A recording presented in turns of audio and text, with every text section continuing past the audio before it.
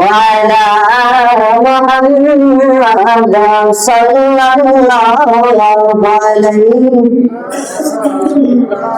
صلى الله على محمد صلى الله عليه من খুলিয়া জগৎ জগৎ দিন শুনতে পায় নবীর প্রেমে পড়লে দরুদ নবীর দিদার নসিব হয় সাল্লাল্লাহু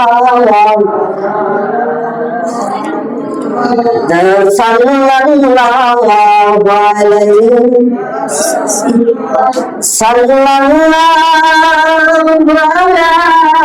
Muhammad sallallahu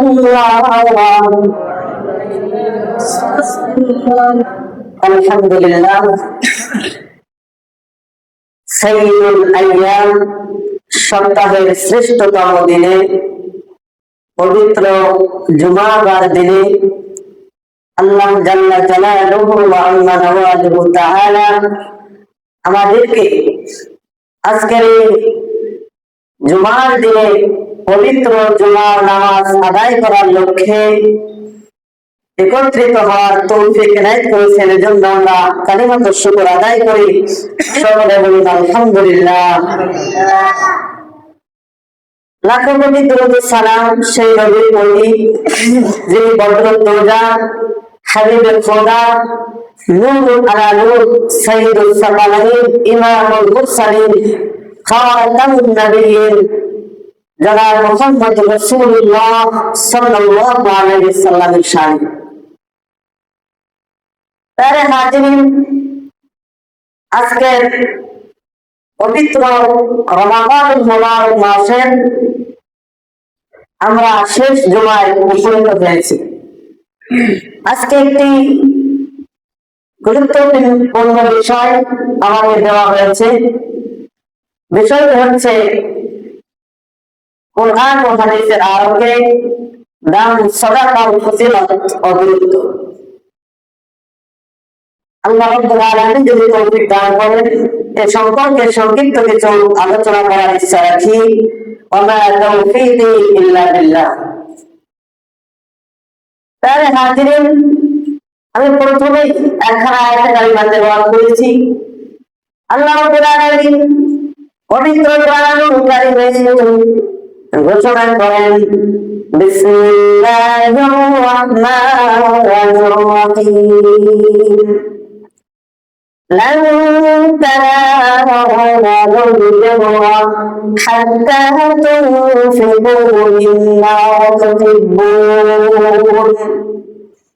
বন্ধুরা আমার, আল্লাহ বলেন পবিত্র কোরআনে ইরশাদ করেন, লান তানালুল বিররা হাত্তা তুনফিকু, তোমরা ততক্ষণ পর্যন্ত পরিপূর্ণ মুমিন হতে পারবে না, পরিপূর্ণ কল্যাণ লাভ করতে পারবে না, পরিপূর্ণ সওয়াব অর্জন করতে পারবে না যতক্ষণ পর্যন্ত মিম্মা তুহিব্বুন, তোমাদের প্রিয় বস্তু, তোমরা যেটাকে বেশি ভালোবাসো সেই বস্তু যতক্ষণ পর্যন্ত না আল্লাহর রাস্তায় দান করবে ততক্ষণ পর্যন্ত তোমরা পরিপূর্ণ সওয়াব অর্জন করতে পারবে না।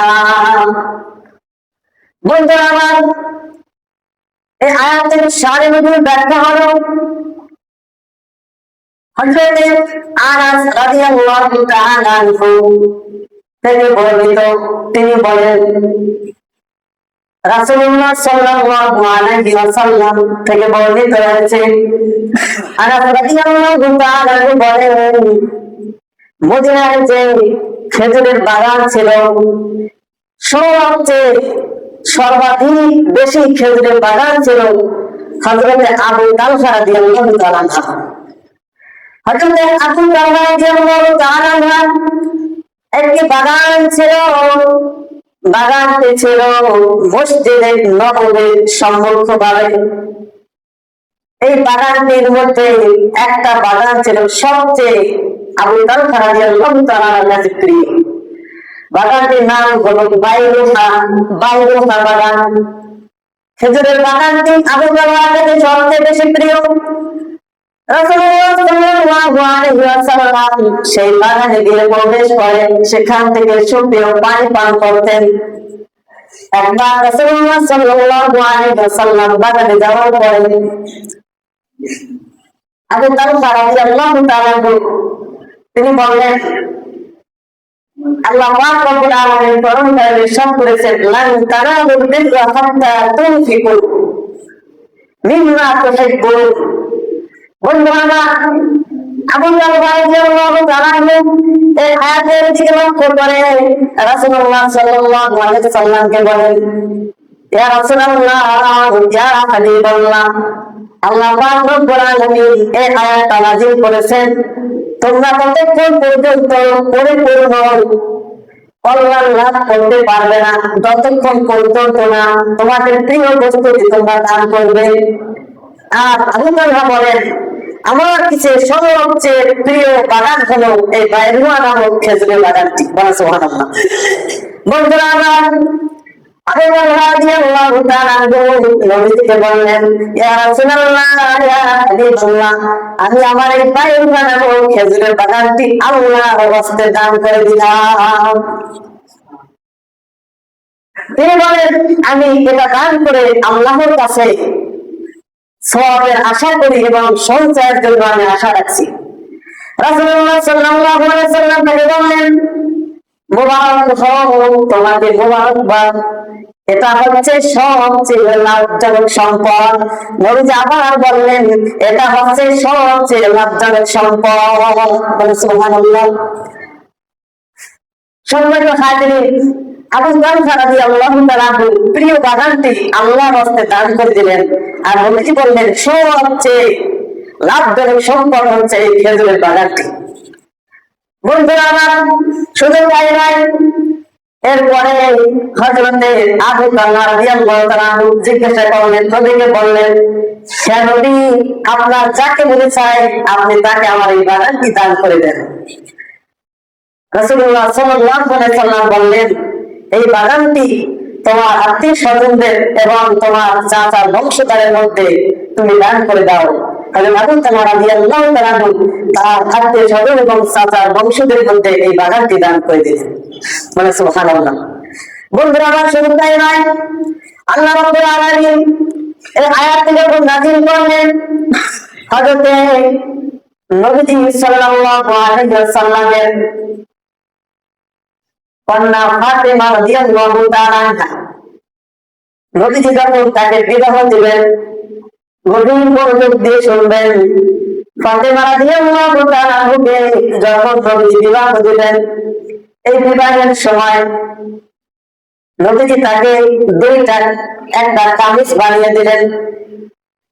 হযরত ফাতেমাকে একটি কামিজ দিলেন, নতুন একটি কামিজ। আর ফাতেমা রাদিয়াল্লাহু তাআলা আনহা আগে একটি ছিল কামিজ, পুরাতন। যখন নবীজি তাকে কামিজটা দিলেন, এটা দিয়ে তাকে বিবাহ উঠিয়ে দিলে, তখন একজন মিসকিন এসে গেল। একজন মিসকিন এসে, একজন ফকির এসে ফাতেমা রাদিয়াল্লাহু তাআলার কাছে কিছু চাইলেন। হযরত নবী মেয়ে ফাতেমা রাদিয়াল্লাহু তাআলা বলেন, আমি তখন আমার ওই নতুন কামিজটি যেটাকে আমাকে পৌঁছিয়ে দিবেন, আমার আয়াতের কথা মনে পড়ে গেল, তোমরা কতক্ষণ পর্যন্ত অর্জন করতে পারবে না যতক্ষণ পর্যন্ত প্রিয় বস্তু দান করবে। তার প্রিয় কামিজ, একটা কামিজ, ওই নতুন কামিজটা আল্লাহর রাস্তায় ওই মিসকিনকে দান করে দিলেন। বন্ধুরা আমার, তাহলে আমাদের প্রিয় বস্তু যেটা, এটা আল্লাহর রাস্তায় দান করা করবো যে ফজিলত, আমরা হাদিস থেকে এই বিষয়টা আমরা বুঝতে পারি। বন্ধুরা আমার, শুধু তাই নয়, আল্লাহ পবিত্র কুরআনের মধ্যে অপর আয়াতে ইরশাদ করেন, الذين ينفقون في السراء والضراء والكاظمين الغيظ والعافين عن الناس সুবহানাল্লাহ। বন্ধুরা আমার, আমরা দান তখন করব যদি আমরা সুস্থ থাকি, সচ্ছল থাকি, তখন কি দান করবো না? অসচ্ছল থাকলে দান করবো? আল্লাহর হাবিব সাল্লাল্লাহু আলাইহি ওয়াসাল্লামকে আল্লাহ রাব্বুল আলামিন কোরআনের মাধ্যমে জানিয়ে দিলেন। আল্লাহ তাআলা বলেন, আল্লাযীনা ইউনফিকুনা, যারা আল্লাহর রাস্তায় দান করবে, ফিস সাররাই ওয়াদ-দাররাই, সচ্ছল এবং অসচ্ছল অবস্থায়। আপনি ভালো আছেন, আপনি বিপদে আছেন, অসচ্ছল, এই অবস্থায় যারা দান করবে, এবং যারা ক্রোধের সময় রাগকে নিয়ন্ত্রণ করে,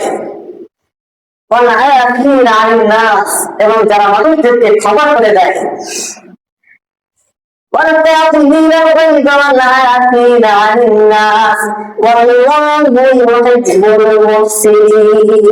আল্লাহ রাব্বুল আলামিন বলেন, যারা এই কাজগুলো করে, সচ্ছল অসচ্ছল অবস্থায় দান করে, রাগকে নিয়ন্ত্রণ করে এবং মানুষদেরকে ক্ষমা করে দেয়, আল্লাহ রাব্বুল আলামিন বলেন, আল্লাহু ইউহিব্বুল মুহসিনিন, নিশ্চয় আমি নেককার যারা বান্দা, এই কাজগুলো যারা করে আমি তাদেরকে ভালোবাসি।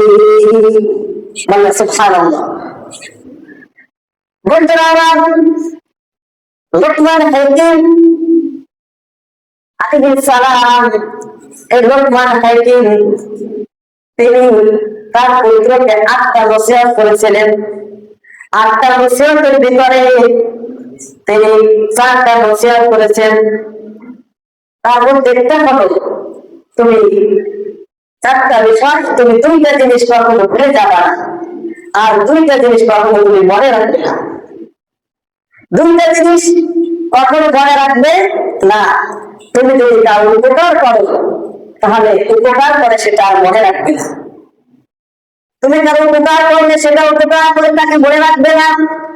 নাম্বার 2, তোমাকে যদি কেউ কষ্ট দেয়, দুঃখ দেয়, তাহলে তুমি সেটা মনে রাখবে না। আর 2টা জিনিস তুমি কখনো ভুলে যাবা না। তার মধ্যে একটা হলো, তুমি কখনো মৃত্যুর কথা ভুলে যাবা না, কারণ মৃত্যু তোমার সামনে। মৃত্যুকে কখনো ভোলা যাবে না। নাম্বার 2, তুমি আল্লাহকে কখনো ভুলে যাবে না। বলা সুবহানাল্লাহ। আল্লাহকে ভুলে যাবে, সবসময় মনে রাখতে হবে। বন্ধুরা আমার, শুধু তাই নয়, আল্লাহ রাব্বুল আলামিন অপর একটি কোরআনের আয়াত ইরশাদ করেন, ইন্নাল্লাহা আশতারা মিনাল মুমিনিনা আমওয়ালাহুম ওয়া আনফুসাহুম ওয়া আমওয়ালাহুম বিআন্না লাহুমুল জান্নাহ। বলা সুবহানাল্লাহ।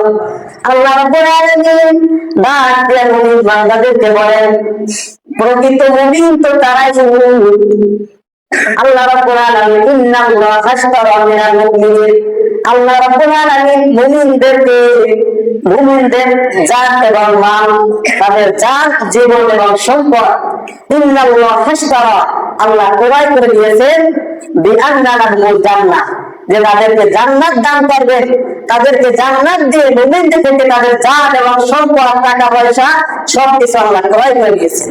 বলা সুবহানাল্লাহ। এজন্য মুমিনরা, যারা মুমিন বান্দা, তারা দান সঞ্চয় করতে কখনো কৃপণতা করে না। কারণ তারা জানে, আমরা দান সঞ্চয় করলে আমরা আল্লাহকে পাবো, আমরা দান সঞ্চয় করলে আল্লাহ খুশি হবেন, আমরা দান সঞ্চয় করলে আমরা জান্নাত পাবো। যেমন আল্লাহ ঘোষণা করেছেন, আমরা দান সঞ্চয় করলে আল্লাহ আমাদেরকে জান্নাত দিবেন। বলা সুবহানাল্লাহ।